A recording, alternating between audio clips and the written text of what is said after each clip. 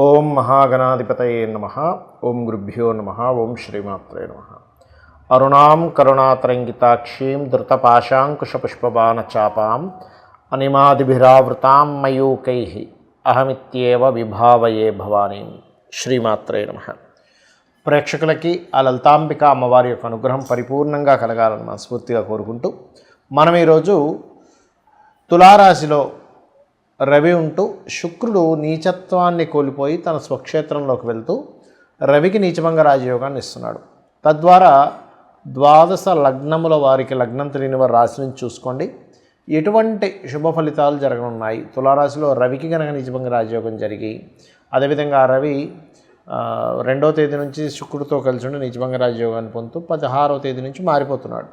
అయితే ఈ శుక్రుడు మాత్రం అక్కడ 25వ తేదీ వరకు ఉంటాడు. మధ్యలో ఆఖరి 2 రోజులు కూడా బుధుడు కూడా కలుస్తాడు. దీనివల్ల కొంత యోగాలు కలుగుతున్నాయి. దాని మూలంగా ఎటువంటి విషయాల్లో బాగుండబోతుంది, మరి మిగతా పాపగ్రహాల సంబంధం వల్ల ఇటువంటి విషయాల పట్ల కాస్త జాగ్రత్తగా ఉండాలనేటువంటి అంశాలు చెప్తుంది నేనైనప్పటికీ కూడా చెప్పిస్తుంది సాక్షాత్ లలితా అమ్మవారిగా భావిస్తూ ఒక్కొక్కటిగా మనం తెలుసుకుందాం. వృషభం వారికి చూసుకున్నట్లయితే ప్రధానంగా వృషభం వారికి ఓపిక ఎక్కువగా ఉంటుంది. అయితే మీకు ఇక్కడ 6వ స్థానంలో రవి ఉంటూ రవి నీచభంగ రాజయోగం కలుగుతుంది.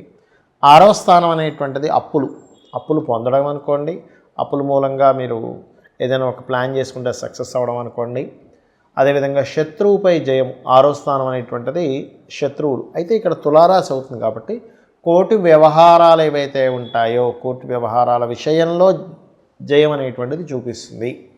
అయితే ఎప్పుడైనా 6లో శుక్రుడు ఉన్నప్పుడు మాత్రం కాస్త స్త్రీలతో కాస్త జాగ్రత్తగా ఉండాలి. అంటే స్త్రీమూర్తితో అనవసరమైనటువంటి గొడవలు కానివ్వండి, అనవసరమైన లిటిగేషన్స్ కానివ్వండి కాకుండా చూసుకోవాలి. ఎందుకంటే ఇక్కడ కేవలం రవికి నీచభంగ రాజయోగం మాత్రమే కాకుండా ఈ రవి యొక్క రాశుల్లో కేతు ఉండడము, మరియు అదేవిధంగా ఇక్కడ గమనించినట్లయితే ఈ శుక్రుడు రవి కలిసి ఉన్నారు కాబట్టి ఈ శుక్రరవులు ప్రధానంగా 6వ స్థానంలో ఉంటూ రవి యొక్క రాశుల్లో కేతు ఉంటూ మరియు ఈ 10వ స్థానంలో రవి మనకి ప్రధానంగా శని రాహువులు ఉన్నందుకు ఇది ఒక రకమైనటువంటి కాంబినేషన్. ఇప్పుడు ఎలా అయితే శుక్రరవులు కలిసి ఉన్నారో నీచభంగ రాజయోగంలో 2వ తేదీ నుంచి 25వ తేదీ వరకు, అదేవిధంగా వక్రించిన శని రాహువుని మీట్ అవుతున్నందుకు విదేశీ సంబంధించినటువంటి యోగం, ముఖ్యంగా జాబ్ రిలేటెడ్ సంబంధించినటువంటి అంశాల్లో విదేశీ యోగాలు కలగడం అనేటువంటి చాలా స్పష్టంగా చూపిస్తుంది. అయితే ఇక్కడ మీకు వివాహానికి కారకుడు 6లో ఉన్నందుకు వివాహ స్థానము న్యాచురల్గా ఎవరికైనా కానీ 7వ స్థానం వివాహ స్థానం. ఆ రకంగా వివాహ స్థానంలో కుజుడు బుధుడు ఉన్నందుకు ఇక్కడ పర్టికులర్గా ఏంటంటే ఈ కాంబినేషన్ ఏదైతే ఉందో మీకు ఇచ్చేటువంటి రిజల్ట్ ఏమిటి అని చెప్పి చూసుకున్నట్లయితే ఇది పర్టికులర్గా వివాహ సంబంధించినటువంటి విషయంలో 7మంలో కుజబుధుడు ఉన్నందుకు జాగ్రత్తగా ఉండాలి. ఒకరితో పార్ట్నర్షిప్ చేసేటప్పుడు ఆ యొక్క పార్ట్నర్షిప్ సరైన వ్యక్తులతో చేస్తున్నామా లేదా అనేటువంటిది గుర్తుపెట్టుకోండి. దీంతోపాటు కేతు శని రాహు గ్రహాల దగ్గర దీపారాధన చేయండి, నిత్యము విష్ణు సహస్రనామాలు పారాయణం చేయండి, అన్ని విధాలా బాగుంటుంది. చాలామందికి ఈ నీచభంగ రాజయోగాలు కానివ్వండి, విపరీత రాజయోగాలు కానివ్వండి జన్మజాతకంలో ఉంటాయి. కానీ మనం ఎక్కడికి వెళ్ళినా సరే ఏమండి మీకు ఫలానా యోగం ఉంది అంటుంటారు, కానీ వాళ్ళ జీవితం చూస్తే చాలా డౌన్లో వెళ్తూ ఉంటుంది.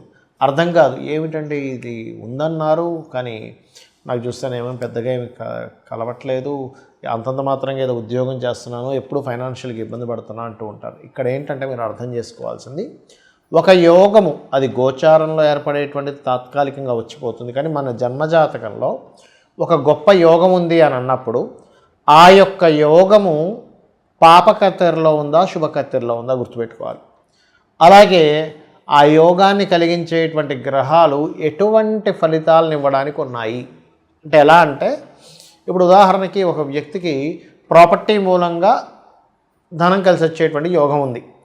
అలాంటప్పుడు ఏంటంటే ఆ జాతకుడు ఆ జీవుడు అమ్మాయి కావచ్చు అబ్బాయి కావచ్చు అప్పుడు ప్రాపర్టీ రిలేటెడ్ సంబంధించిన యాక్టివిటీ చేస్తేనే అవుతుంది. కానీ ఇంకోటి ఏదో ప్లాన్ చేసుకుంటూ ఇంకో దాంట్లో నాకు రావట్లేదంటే అవ్వదు.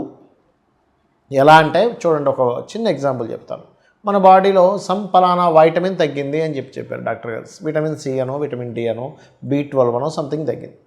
అప్పుడు మనిషి ఏమవుతాడు, అతని యొక్క తత్వం అతని శారీరకంగా మానసికంగా కొంత స్ట్రెస్ అవుతూ ఉంటాడు, అంటే హెల్త్ బాగోకపోవడం వల్ల అవి సపోర్ట్ చేయకపోవడం. అప్పుడు ఏం చేస్తాం మనం, ఎగ్జాక్ట్లీగా B12 పెంచేటువంటి ఒక ట్యాబ్లెట్ ఇంజెక్షన్ తీసుకుంటాం. అప్పుడు ఎగ్జాక్ట్లీగా అది పెరిగినందుకు కొంచెం ఎనర్జైజ్ అవుతాడు. అలాగే ఇక్కడ ఆ ప్లానెట్, ఆ కాంబినేషన్ ఏదైతే ఉందో దానికి సంబంధించినటువంటి కర్మ చేయడం మీకు ఆ యోగాన్ని ఇస్తుంది. ఒకటి పాయింట్ నెంబర్ 1. రెండవది, ఇక్కడ ఏ గ్రహాలు మనకి పాపకత్తెరలో ఉన్నాయి అంటే చిన్న ఎగ్జాంపుల్ చెప్తాను నేను మీకు. మీకు ఏదైతే మహాదశ నడుస్తుందో, అంటే ఉదాహరణకి సూర్యభగవానుడు ఓన్ హౌస్లో ఉన్నాడండి, సింహరాశిలో సూర్య మహాదశ రాబోతుంది, అద్భుతం, అది ఇది అని. కానీ సూర్యుడికి అటు ఇటు శని రాహువులు ఉన్నారు. అప్పుడు ఏం చేస్తుంది, అది ఇవ్వలేదు రిజల్ట్. ఎలా అంటే ఒక ట్రాఫిక్లో ఒక వాహనం కనుక స్ట్రక్ అయిపోయినప్పుడు అటు ఇటు వాహనాలు ఉన్నప్పుడు ఎలా అయితే ఇబ్బంది అవుతుందో ఆ రకమైనటువంటి ఇబ్బంది అనేటువంటిది కలుగుతుంది, గుర్తుపెట్టుకోండి. అలాగే మరొక విషయం ఏంటంటే, ఇక్కడ గమనించినట్లయితే ఇక్కడ ఒకటే విషయం,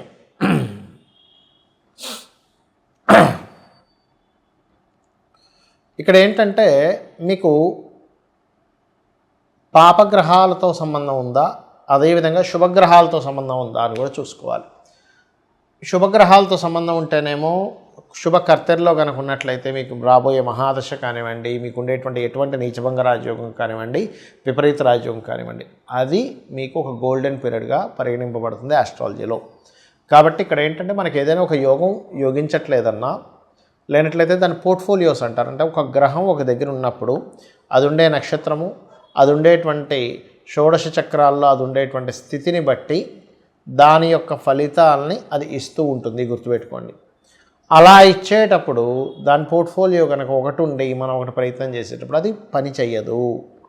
కాబట్టి మనం ఏం చేయాలి, ఎటువంటి గ్రహస్థితి ఉన్నా, కానీ కొంతమందికి ఎలా ఉంటుందంటే ఏమిటోనండి జాతకం అర్థం కావట్లేదు అంటూ ఉంటారు. నేను చెప్పేది ఒకటే, లలితా సహస్రనామాలలో మీ జన్మజాతకంలో మీరు ఏదైతే ప్రయత్నం చేస్తున్నారో ఆ ప్రయత్నానికి తగ్గటువంటి నామాలు ఉంటాయి. అంటే ఉదాహరణకి ఉద్యోగం రావట్లేదు, అప్పుడు ఏంటి, ఉద్యోగం అసలు ఎక్కడ ఉంది మీకు, విదేశాల్లో ఉందా, వేరే రాష్ట్రానికి వెళ్తే ఉందా, ఇంట్లోని కూర్చొని వర్క్ ఫ్రమ్ హోమ్ ఉందా, లేనట్లయితే అంటే రెండు ఉద్యోగాలు చిన్న చిన్న జాబ్స్ రెండు చేసే ఉంటాయి, అలా ఉందా, లేకపోతే అసలు ఉద్యోగమే యోగమే లేకుండా వ్యాపార యోగం ఉందా. ఫస్ట్ ఇది మీరు ఐడెంటిఫై చేసి దానికి సంబంధించినటువంటి ఏ గ్రహమైతే మనకు సపోర్ట్ చేయాలో ఆ గ్రహ సంబంధించిన అధిష్టాన దేవతను ఆరాధించడము. ఏ ప్లానెట్ మూలంగా, అంటే ఇక్కడ ఏంటంటే గ్రహాలు మనల్ని ఇబ్బంది పెట్టడం కాదు, మన కర్మ గ్రహ రూపంలో ఒక సాఫ్ట్వేర్ లాగా పనిచేస్తూ ఉంటుంది. ఆ గ్రహ సంబంధించినటువంటి దానం ఇవ్వడము, ఆ గ్రహ సంబంధించినటువంటి హోమం చేసుకోవడము లేదా తర్పణం చేయడము, ఆ రకంగా చేస్తూ ఉండాలి. అప్పుడు మీకు ఖచ్చితంగా 100% మీరు ఏదైతే లైఫ్లో ఒక గోల్ అనుకుంటున్నారో అది ఖచ్చితంగా తీరుతుంది. దీంతోపాటు ఇప్పుడు ఉద్యోగం రావట్లేదు, ఓం మాణిక్య మకుటాకార జానుద్వైవ రాజితాయ నమః. ధనపరమైన ఇబ్బంది ఎక్కువగా ఉంది, ఓం సంపత్కరీ సమారూఢ సింధుర వ్రజసేవితాయే నమః. లేదు అనారోగ్య సమస్యలు ఇబ్బంది పడుతున్నారు, ఆరోగ్యం బాగుండట్లేదు, అలాంటప్పుడు ఓం సర్వవ్యాధి ప్రశమని సర్వమృత్యు నివారిణి అగ్రగణ్య అచింత్య రూప కలికల్మషనాశిని నమః. ఈ రకంగా ఒక్క నామం అని కాదండి, లలితా సహస్రనామాల్లో మనకి 1000 నామాలు, సహస్రం అంటే 1000 అనంతమని. అంటే అమ్మవారు ఇక్కడ మనం అర్థం చేసుకోవాల్సింది అనేక రూపాలలో ఉన్నటువంటిది అమ్మవారు. ఆ అనేక రూపాల్లో ఉన్నటువంటి అమ్మవారిని, ఆ ప్రకృతి రూపంలో ఉన్నటువంటి అమ్మవారిని మనం గుర్తిస్తూ తత్సంబంధించినటువంటి ఆరాధన భక్తి శ్రద్ధలతో ధర్మబద్ధంగా ఉంటూ ఎవరైతే చేస్తారో ఖచ్చితంగా అమ్మవారి యొక్క అనుగ్రహం మనకి కలుగుతుంది.